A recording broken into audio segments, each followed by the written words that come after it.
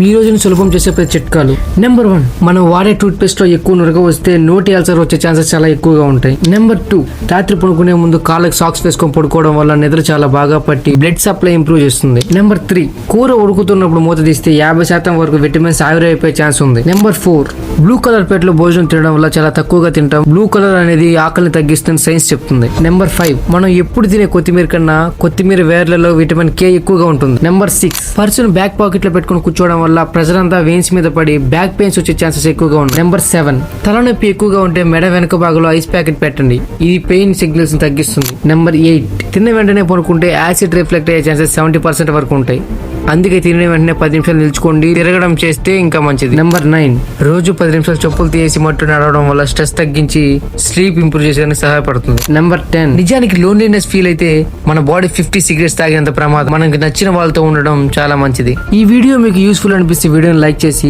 ఇలాంటి useful videos కోసం మన ఛానల్ సబ్స్క్రైబ్ చేసుకోండి.